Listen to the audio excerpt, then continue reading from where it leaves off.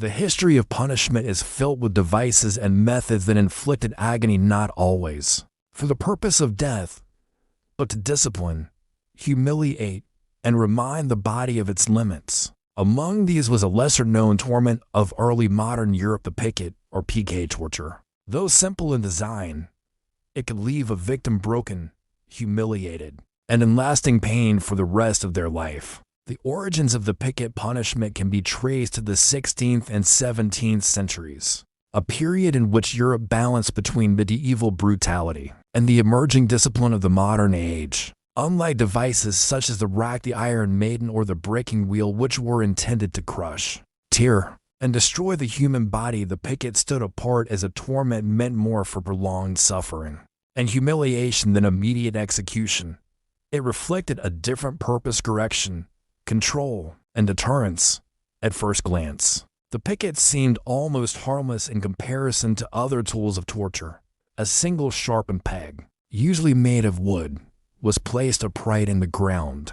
The condemned was forced to remove a shoe and sock, leaving their bare foot vulnerable to the sharpened point. Their opposite wrist was tied with a rope and pulled upward, suspending part of their weight. Now came the cruelest aspect of the punishment: the victim had to choose. They could rest their full weight on the sharpened peg, driving it into the tender flesh of their soul, or they could pull upward against the rope, tearing at the ligaments of their wrist and straining the arm's muscles, until exhaustion forced them back onto the peg. There was no relief, no safe position, only an endless cycle of shifting pain. The longer the punishment continued, the more unbearable it became. Standing on the peg caused swelling, bleeding, and searing pain that radiated through the entire leg. The strain on the wrist, meanwhile, caused numbness, dislocation, and sometimes permanent damage to the tendons. Hours of such torment could transform even the strongest body into a trembling wreck. The Picket was most often employed as a military punishment. Soldiers who disobeyed orders, deserted briefly, or committed lesser offenses that did not warrant execution were sometimes sentenced to the Picket. As a warning, discipline was paramount in the armies of early modern Europe, and commanders understood that fear of pain could be as effective as fear of death. To the watching soldiers, seeing one of their comrades shift helplessly between foot and wrist, biting back screams, was a reminder of what awaited anyone who dared to defy the strict order of command. But the Picket was not confined solely to the military. Civil authorities in parts of Europe also used it as a punishment for common criminals, or even for those accused of disruptive behavior in public squares. Offenders might be forced to endure the Picket under the eyes of the community, not just to suffer physically, but to face the humiliation of being broken in front of neighbors and strangers alike. The punishment became both a spectacle and a warning. Obedience was demanded, and the price of disobedience was pain. The design of the peg itself varied. Sometimes it was a blunt cone, causing intense pressure without necessarily breaking the skin. Other times, it was sharpened more cruelly, drawing blood with every shift of the foot. The rope tied to the wrist might be short, forcing the victim to bear more of their weight on the peg, or it might be longer, allowing them a small, fleeting relief before the pain returned.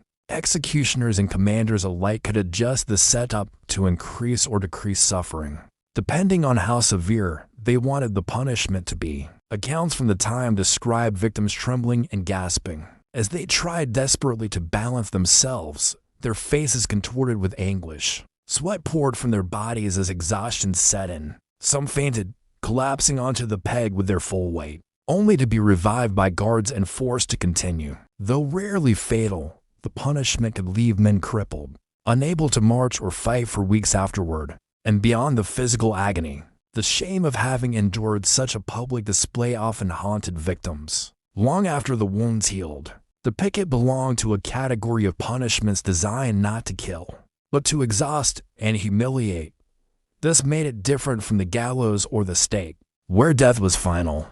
Instead, it resembled punishments like the stocks or the pillory, where survival was guaranteed but suffering was prolonged. Yet the Picket was far crueler than those wooden devices of ridicule. While the stocks might cause discomfort, the Picket inflicted sharp, grinding agony. Minute by minute, with no reprieve. What made the picket especially insidious was the illusion of choice. At every second, the victim had to decide whether to endure the piercing agony of the peg beneath their foot, or the tearing strain of the rope pulling at their wrist. In reality, there was no choice. Both options led to torment.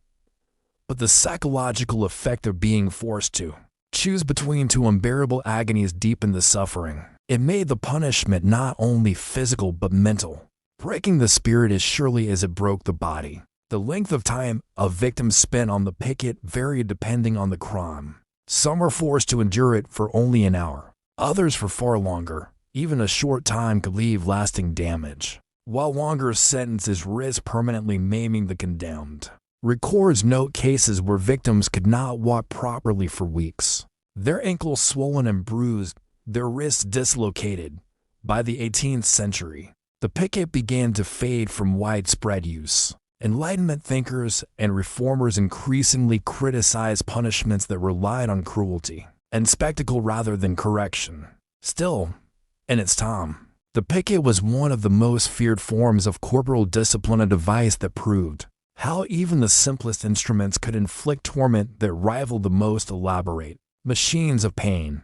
The forgotten nature of the picket today does not lessen its significance in history. It serves as a reminder of how discipline and fear were enforced in societies of the past, and how cruelty could be justified in the name of order. Soldiers, townsfolk, and criminals alike once trembled at the thought of balancing their weight on a sharpened peg, with no hope of escape until their punishment was complete. Though the picket faded into obscurity, its echoes remained in the psychology of discipline and authority for centuries. Rulers and commanders understood that control was maintained, not only through fear of death but through the dread of prolonged, humiliating pain. The picket embodied this principle perfectly. It did not create martyrs. It did not leave corpses to be buried with honor. Instead, it left survivors, broken, living reminders of what happened when one challenged authority. This, perhaps, was the true cruelty of the picket, unlike the gallows or the axe, which ended suffering in a single decisive act. The picket prolonged agony for hours while promising survival. The condemned had to endure their ordeal knowing it would not kill them, that they would eventually rise again, but changed, injured, and shamed. This made the punishment not just physical discipline, but social branding. To be sentenced to the picket was to carry humiliation and one's posture and step long after the punishment ended. Accounts from European military records reveal the ritual surrounding the punishment. Soldiers guilty of drunkenness, insubordination, or desertion might be sentenced before the entire regiment. The peg would be planted in the center of the camp, and the condemned, stripped of their shoe, would be forced onto it as their comrades looked on. The rope tied to their wrist was often held by a guard or attached to a frame, ensuring no chance of escape. For hours, the man would shift and tremble, trying to hide his agony, while the watching soldiers absorbed the lesson. For commoners punished in town squares, the humiliation was even greater. Villagers would gather, jeering at the condemned as they twisted in torment, foot bleeding, wrists swollen, children pointed, merchants mocked, and gossip spread. In societies where reputation mattered as much as survival, being subjected to the picket could ruin a family's name for generations.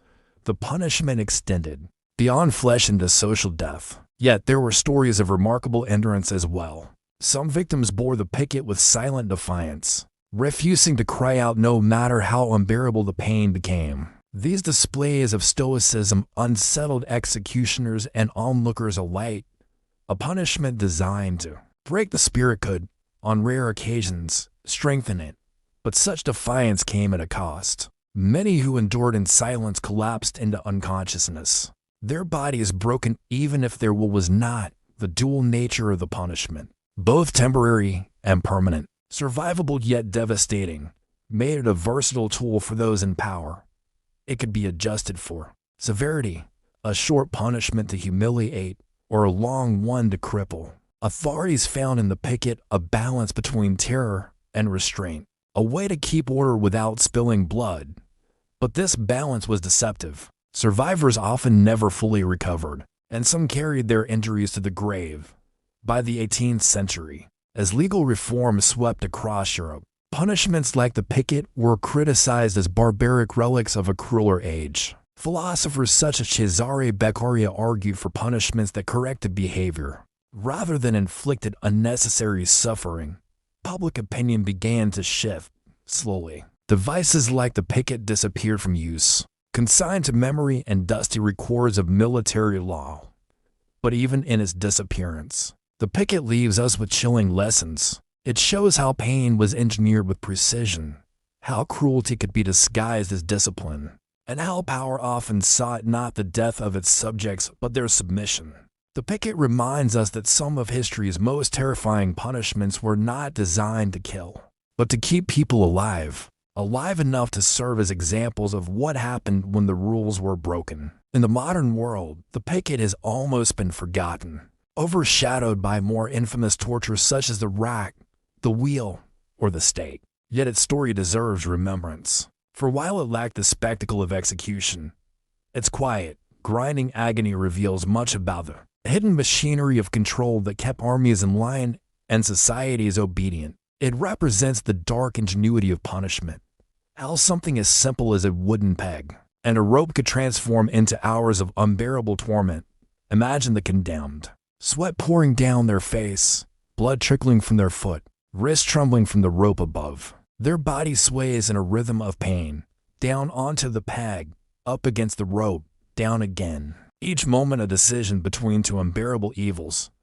This was not just torture. It was a psychological trap, a lesson in power, where the victim was forced to participate in their own torment, even centuries later. The cruelty of the Picket resonates. It forces us to question the lengths to which human societies have gone in the name of order and obedience. Was it truly justice, or was it terror dressed as discipline?